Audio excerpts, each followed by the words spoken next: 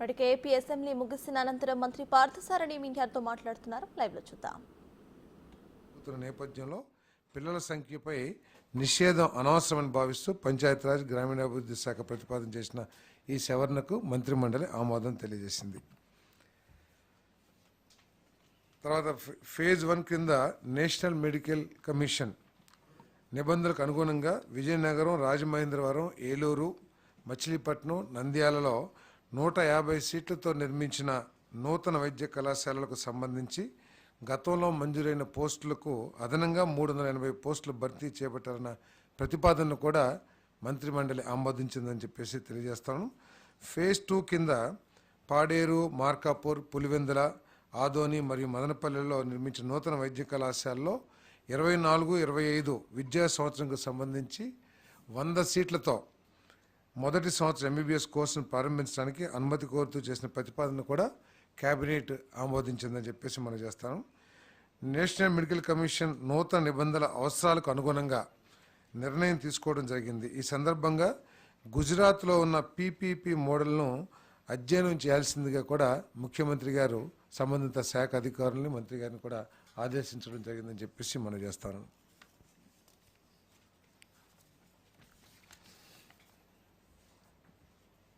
Jio number 40 రద్దు కోసం జలవనరుల శాఖ చేసిన ప్రతిపాదన మంత్రిమండలి ఆమోదం తెలిపింది. 11/5/23 నాడు జారీ చేసిన జియో నెంబర్ 40 ప్రకారం నంద్యాల జిల్లా సున్నిపెంట గ్రామ పంచాయతీకి కేటాయించిన 280.74 ఎకరాల భూమిని రద్దు చేస్తూ ఆ భూమిని తిరిగి నీటిపారుదల శాఖకు బదలాయించే ప్రతిపాదనను రాష్ట్ర మంత్రిమండలి ఆమోదం చేసింది. ఈ భూమిని అన్ని చట్టాలని, అంటే అటవీ చట్టాలని, వాటన్నిటిని కూడా పరిగణలో తీసుకుని రాబోయే రోజుల్లో అక్కడ శ్రీశైలం ప్రాంత అభివృద్ధి కోసం చేసిన మాస్టర్ ప్లాన్కి వినియోగించుకోవాలని చెప్పేసి కూడా సూచన చేయడం జరిగింది. ఎందుకంటే ఒక మాస్టర్ ప్లాన్ ఇప్పటికే శ్రీశైలం దేవాలయాన్ని అభివృద్ధి చేయాలనే ఉద్దేశంతో మాస్టర్ ప్లాన్ ఇప్పటికే తయారు చేయడం జరిగింది. ఈ భూమిని కూడా వాడుకుని దాన్ని అభివృద్ధి చేయడం కోసం ఈ నిర్ణయం తీసుకోవడం జరిగిందని చెప్పేసి మనం చేస్తాను. ఇది సున్నిపేట పంచాయతీకి ఇవ్వడం జరిగింది, గ్రామ పంచాయతీకి.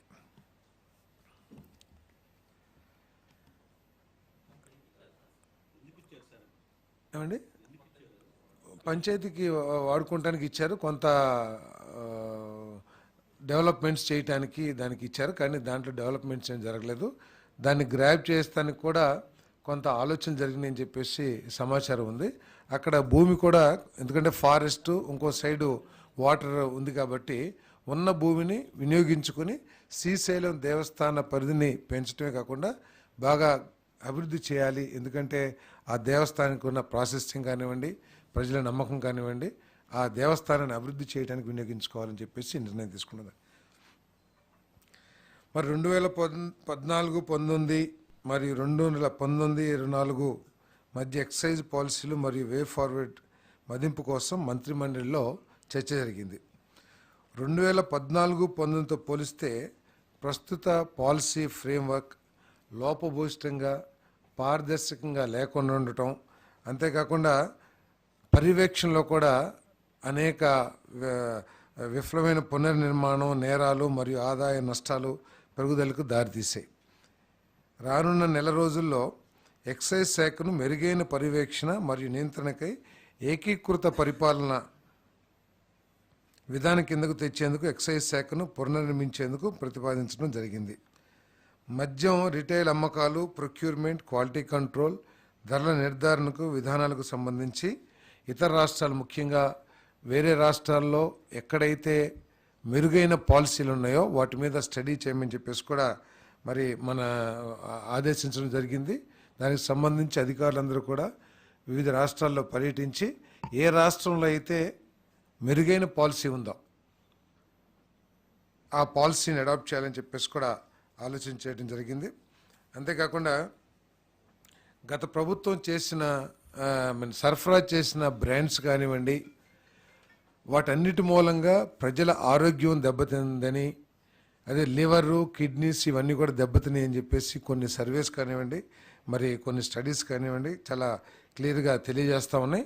దాన్ని దృష్టిలో పెట్టుకొని క్వాలిటీ మీద ప్రత్యేక పర్యవేక్షణ ఉండే విధంగా దేశంలో ఉన్న మెరుగైన బ్రాండ్స్ అన్నీ కూడా, ఎందుకంటే ఆరోగ్యానికి అత్యంత ప్రాధాన్యతనిచ్చి అన్ని టెస్టులు కూడా కండక్ట్ చేసి మెరుగైన బ్రాండ్స్ని తీసుకురావాలని చెప్పేసి సూచించడం జరిగింది. మరి సెప్టెంబర్ 5, 24 నాటికి ఆమోదం ప్రక్రియను పూర్తి చేసి 1 అక్టోబర్ 2024 నుండి కొత్త మద్యం విధానం అమల్లోకి వస్తుందని చెప్పేసి మనం చేస్తాను. కొత్తగా అమల్లోకి రానున్న నూతన మద్యం విధానంలో రాష్ట్రంలోకి అక్రమ మద్యం రవాణా, గంజాయి, నాన్ డ్యూటీ పెయిడ్ మద్యం ప్రవేశించకుండా కట్టుదిట్టమైన చర్యలు తీసుకోవడం జరుగుతుంది.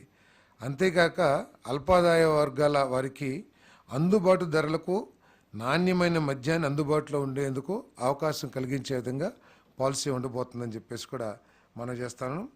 మరి అదేవిధంగా గత ప్రభుత్వం ఫెయిల్యూర్ మూలంగా గత ప్రభుత్వం అనుసరించిన మరి లోపభూయిష్టమైన ఎక్సైజ్ పాలసీ మూలంగా ఐఎంఎఫ్ఎల్ మద్యం అమ్మకాలు 232 లక్షల కేసులకు, బీర్ అమ్మకాలు 436 లక్షల కేసులకు పడిపోవడంతో రాష్ట్ర ప్రభుత్వానికి 2019-24లో మధ్యన 18,860 కోట్లు నష్టం వాటిల్లింది. అంటే కేసెస్ తగ్గినాయి కాదు, ఇక్కడ ఏంటంటే ఇతర రాష్ట్రాల నుంచి మద్యం మన రాష్ట్రంలోకి రావటం మూలంగా, ఎందుకంటే సరైన బ్రాండ్లు కానివ్వండి లేదా అత్యధిక రేట్లకి ఒకప్పుడు 60 రూపాయలు 70 రూపాయలు ఉన్న చీప్ లిక్కర్ని ఈ 2019-24 మధ్యలో 120 నుంచి 200 రూపాయలకి అమ్మటం మూలంగా బయట నుంచి పక్కన మన బార్డర్ స్టేట్స్ ఏదైతే ఉన్నాయో, తెలంగాణ కానివ్వండి లేదా కర్ణాటక కానివ్వండి, తమిళనాడు కానివ్వండి, అక్కడి నుంచి ఎక్కువగా నాన్ డ్యూటీ పెయిడ్ లిక్కర్ అవన్నీ రావటం మూలంగా మనకు దాదాపు 18,860 కోట్లు నష్టం వాటిల్లిందని చెప్పేసి మనం చేస్తాను. మరి అదేవిధంగా గత ప్రభుత్వం మద్యం అమ్మకాల సప్లై చైన్ ఉత్పత్తి నుంచి రిటైల్ అమ్మకాల వరకు కూడా గుత్తాధిపత్యం, అంటే వాళ్ళకి కావాల్సిన కొన్ని కంపెనీలని, అంటే దేశవ్యాప్తంగా లేకపోతే గతంలో అమల్లో ఉన్న బ్రాండ్స్ అన్నిటినీ కూడా వాటికి ఏదో ఒక విధంగా నష్టం కలిగించి మార్కెట్ నుంచి మన రాష్ట్ర ప్రభుత్వం మార్కెట్ నుంచి బయటికి పంపించేసి వాళ్ళకి కావాల్సిన కొన్ని బ్రాండ్లు మాత్రమే మార్కెట్ చేసి స్వార్థంతో ప్రజలకి నష్టం చేయటమే కాకుండా రాష్ట్ర ప్రభుత్వానికి కూడా నష్టం చేశారని చెప్పేసి మనం చేస్తాను. నాణ్యత లేని మద్యం అమ్మకాలతో లక్షలాది మంది ప్రజల ఆరోగ్యం ప్రతికూల ప్రభావం చూపించింది. వీటన్నిటిని కరెక్ట్ చేస్తూ పేదవాడి లక్ష్యంగా చేసుకుని, అంటే వారి ఆరోగ్యం దెబ్బతినుకోకుండా పేదవాడి ఆర్థిక పరిస్థితులు దృష్టిలో పెట్టుకుని ఒక మంచి పాలసీ తీసుకురావాలని చెప్పేసి ప్రభుత్వం ఆలోచన చేస్తుంది. 1 అక్టోబర్ 2024 నుంచి కొత్త పాలసీ అమల్లోకి రాబోతుందని చెప్పేసి మనం చేస్తాం.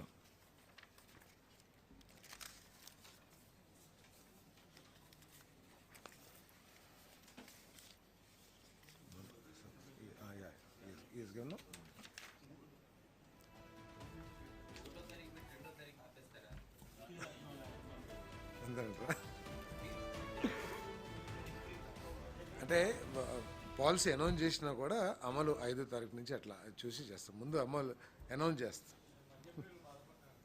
దేనికి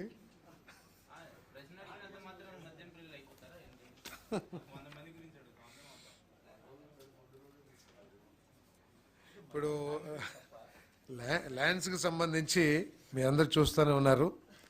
22A ఫ్రీ ల్యాండ్స్ చేసేసి ఏ విధంగా గత ప్రభుత్వంలో పెద్దలు కానివ్వండి లేకపోతే చాలామంది దళారులు కానివ్వండి ఏ విధంగా ఈ భూముల్ని దోచేయటానికి ప్రయత్నం చేశారో మనం కూడా చూసి ఉన్నాం.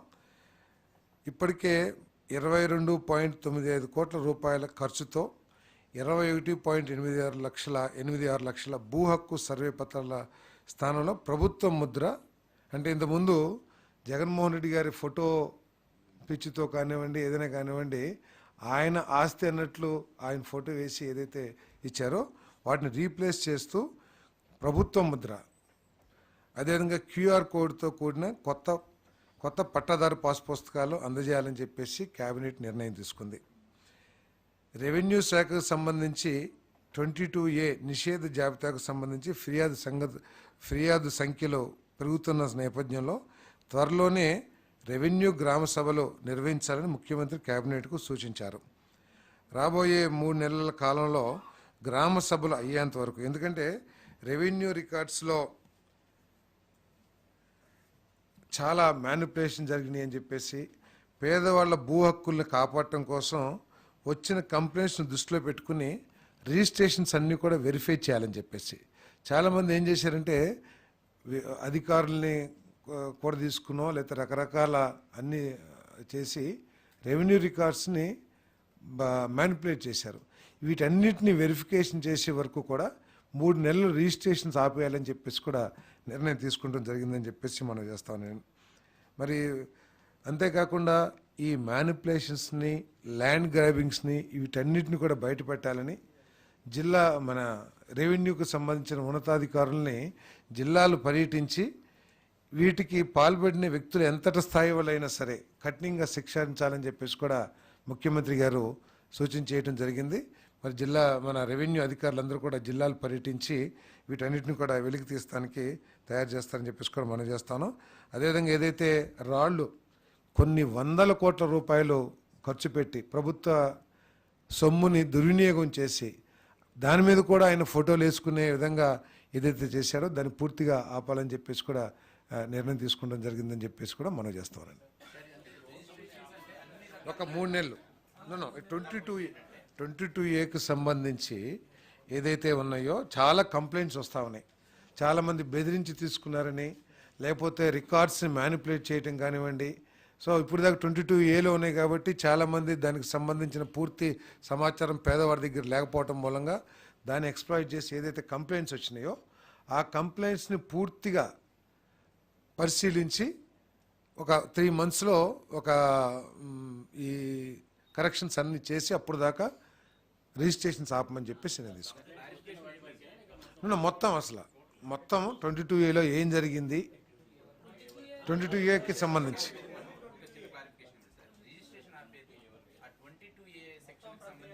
22A ఏదైతే అసైన్మెంట్ భూములు ఉన్నాయో ఫ్రీ హోల్డ్స్గా మార్చేసి 13 lakhs acres దాకా ఉన్నాయి మొత్తం.